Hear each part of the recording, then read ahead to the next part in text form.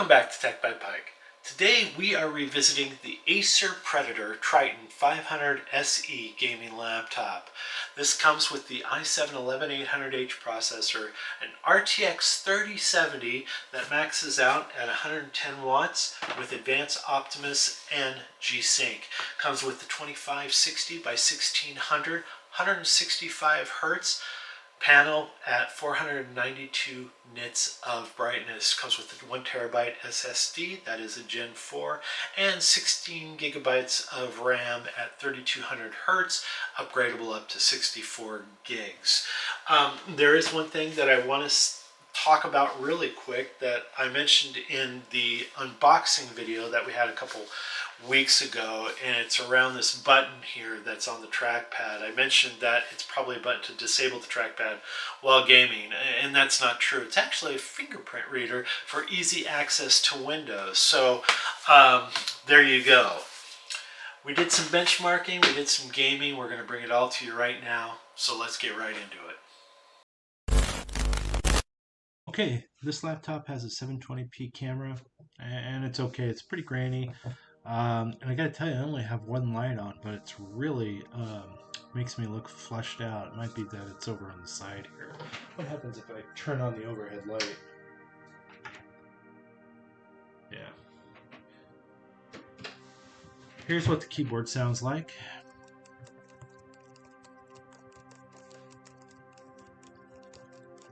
It's pretty quiet. Okay.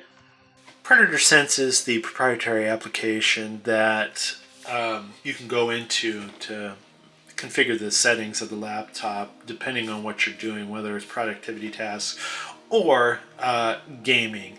And so you can launch Predator Sense either by going into Start All Programs, or you can just click this button here that's on your keyboard that has the Predator Sense logo on it, and that will automatically launch that program. And in the program you can, like I said, configure lighting profiles or different modes depending on what you're doing. And then the lighting here, you can configure the backlighting of the keyboard to different colors. It's a 3-zone backlighting. And then you can have here's your modes here: quiet, default, extreme, or turbo for playing AAA games. And you can also check out the CPU frequency or GPU core clock. You have some fan controls here. You can also just click, if you want to go straight into turbo mode without doing it through the Predator Sense, there is a button right here above the keyboard, if you can see that. And if you just click that, that puts the fans into turbo and the mode of the laptop into a turbo mode for gaming. So that's kind of nice. You can monitor your CPU and GPU and your overall system, RAM, Ethernet, and Wi-Fi, and you can do a game sync, and there's an app center as well, so you can check that out. Okay, we're going to test the speakers here. We're going to go up to 24.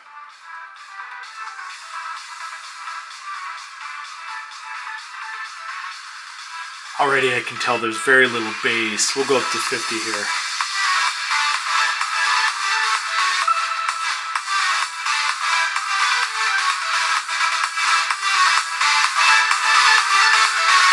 $75.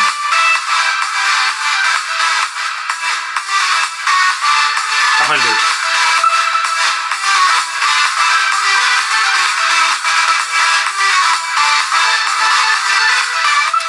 So not a lot of bass. The speakers are okay. They're not great. So the screen is pretty decent. We have the 2560 by 165 hertz panel. It's tops out at 492 nits, and we did some testing with our Spider X Pro, and these are the results that we got. We got a 99% of sRGB, 77% of Adobe RGB, and 77% of P3. We started out our synthetic benchmarking with 3D Mark, TimeSpy, and Firestrike.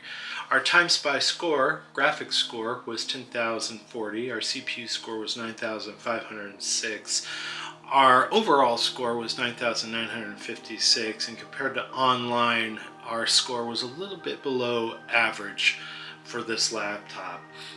Our Firestrike score, graphics score, was 26,114, physics score was 24,785, and our combined score was 9,919, and our overall score was 22,294, which they consider legendary.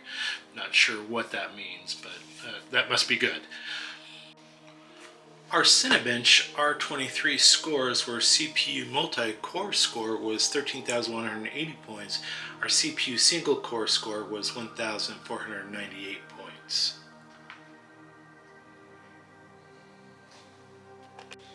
On our Geekbench single-core score was 1,551 and multi-core score was 8,111. And if you scroll down, we can see here the performance of the single core. And if I'm going too fast, you can certainly slow down the video. Here's our multi-core performance.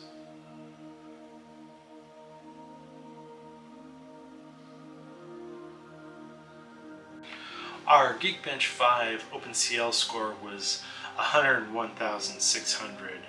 And if we scroll down a little bit, and you can slow this down if you want if I'm going too fast, you can see the OpenCL performance.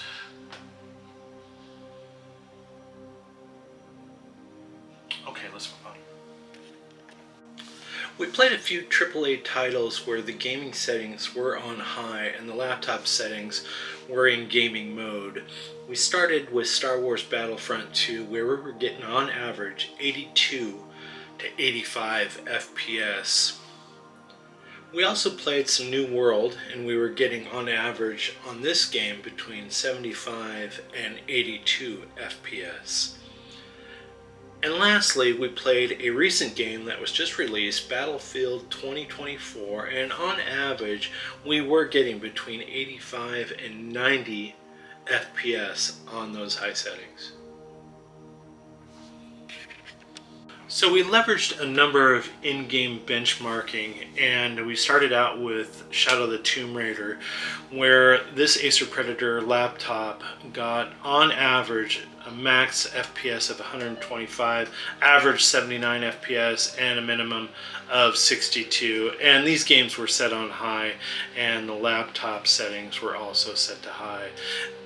F1 2020, we got a max FPS of 253, average 212, and a minimum of 173.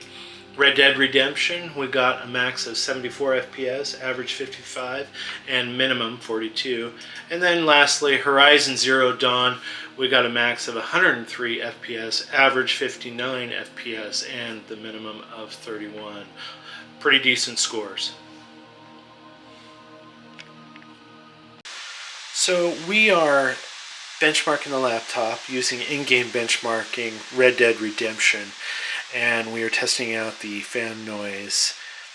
And the laptop is set to high settings along with the game. The game is set to ultra, and we're going to check out how loud the fans are right now.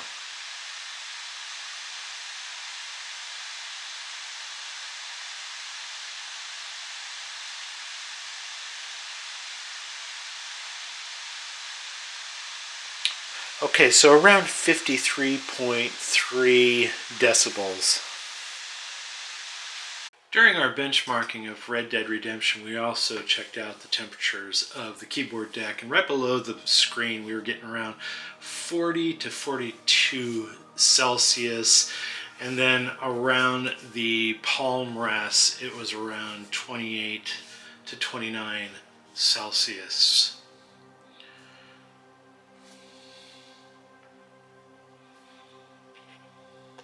The Acer Predator Triton 500SE. I'm not really fond of this laptop, to be honest with you. When I first pulled it out of the box, I thought that this thing looked really cool.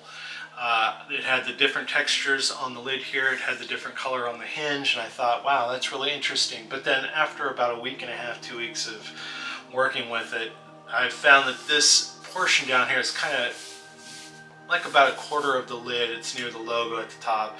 Scuffs really easily. It's a different texture, and I constantly had to wipe it off with my fiber cloth, and so I didn't really like that too much. And it wasn't just a matter of fingerprints. It looked scuffed, like almost damaged. So anyway, enough said about that. Plenty of I/O, plenty of venting to keep this laptop cool while playing AAA games. The options where you can actually upgrade the laptop, the memory, and the storage, you can get into the bottom panel here fairly easily, but getting to those slots to upgrade them is difficult. You actually have to get underneath the motherboard, and those slots are there and you can upgrade them, but your everyday gaming consumer is not going to like that too much. Anyway, and there's other laptops out there that are less expensive with an RTX 3070 and an i7-11800H that you can upgrade very easily. We got this laptop for about $2,000 out on Best Buy, close to it. And I don't know, the performance itself just seemed average to me. And I think that you can get the same type of performance for less money and probably with better opportunity for upgrading. So there you go. I don't have much more to say about it other than, if you get it, then great. If you like it, but I can't really recommend it. If you like this video, go ahead and hit the like button. If you want to see more videos like this from Tech by Pike, hit the subscribe button. We appreciate it, helps the channel, and gives us an opportunity to bring more videos like this to you. Not only that, it gives us an opportunity to get better as we go along, and for that we appreciate it. Thank you, and we'll see you in the next one.